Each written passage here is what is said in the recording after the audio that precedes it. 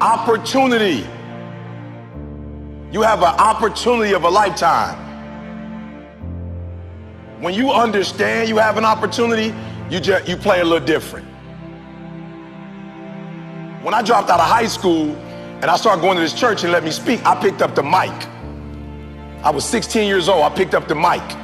I'm not gonna say it was the best speech I ever did, but when I picked up that mic and got off that stage, I was like, yep, I can do it.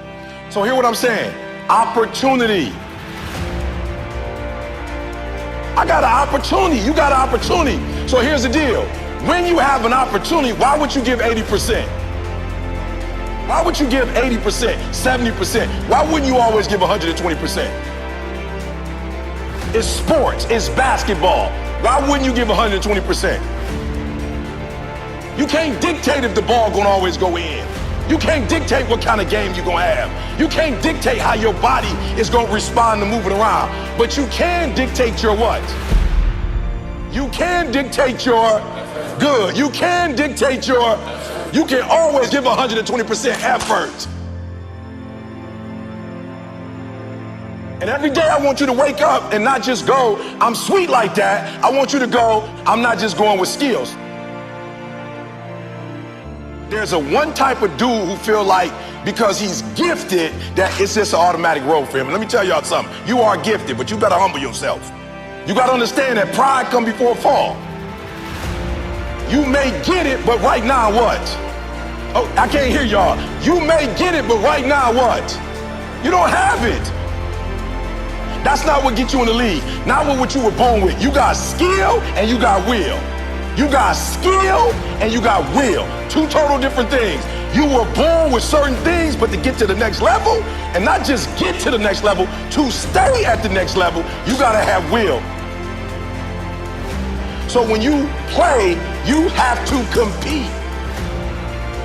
I'm a high school dropout. My daddy wasn't in my life. But I found out I had a gift, then I found out your gift shall make room for you. And I'm like, you mean to tell me if I perfect this, I can eat and my kids can eat and my kids' kids can eat?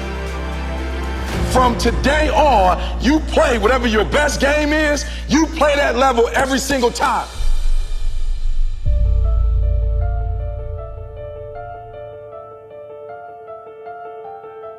So some of you like me, I ain't have my daddy. Right, I'm from Chicago, South Side. I had my father in my life. I don't know who my grandfather is. My mom got pregnant with me at 17 years old.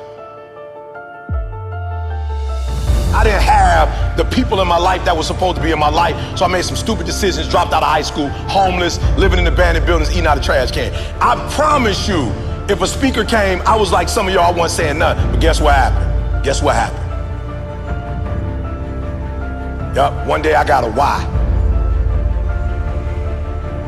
I got married, I had a son, and everything changed for me. That's why I'm asking you, who do you love?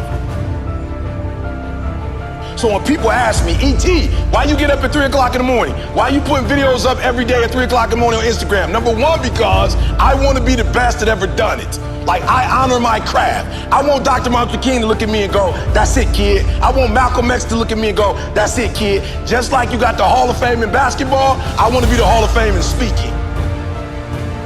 I want all the greats to look at me and go, that's it right there. Number one, I'm competing against everybody else in the world. I'm not mad at them, I'm not against them, but when you number one, you don't have to negotiate with your check.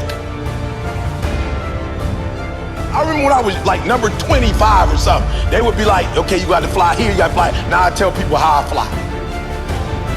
I tell people where I stay, where I don't stay. So number one in the world, what happened? One day I woke up and was like, I got to do this for my wife. Like, I don't know what happened, but she called me like, yo, E, I'm lost. I'm like, what you mean we lost? We live in Lansing, you can't be lost. She's like, I'm lost, I got a brain fog. Took her to the hospital, found out she had MS.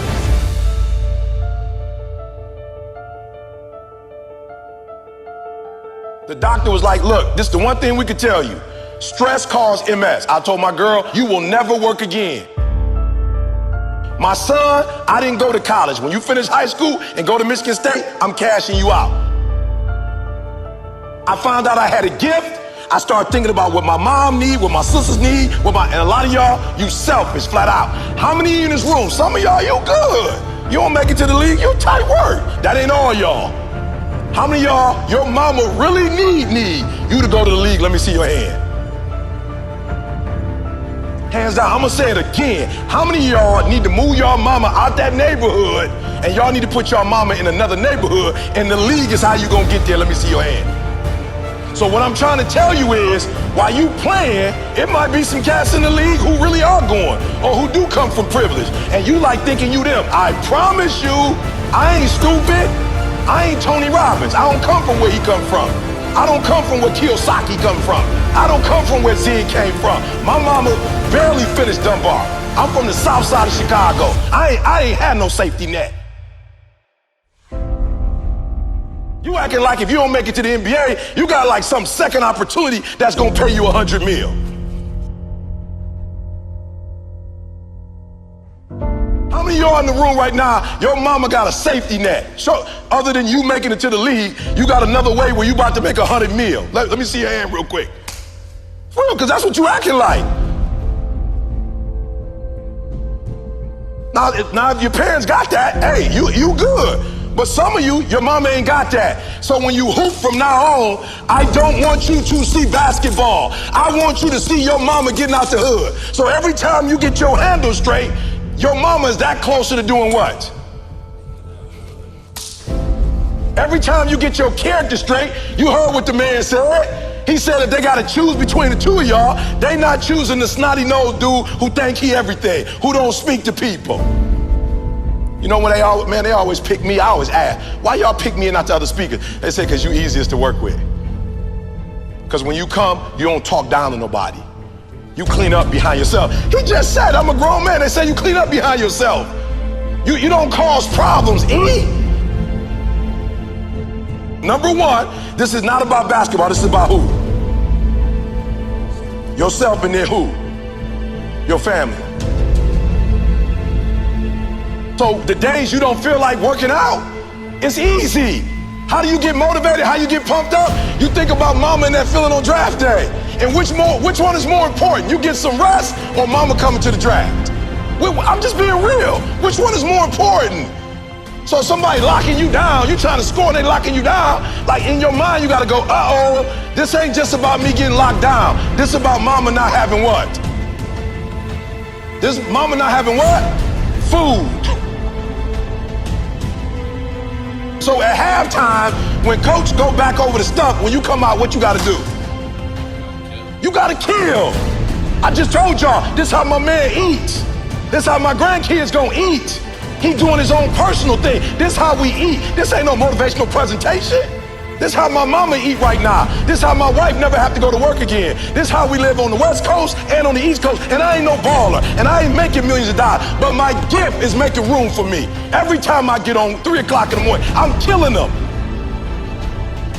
Tony Robinson can't keep up. He's a phenomenal speaker, but he ain't from the Chi. He can't keep up. My motor, I'm killing them.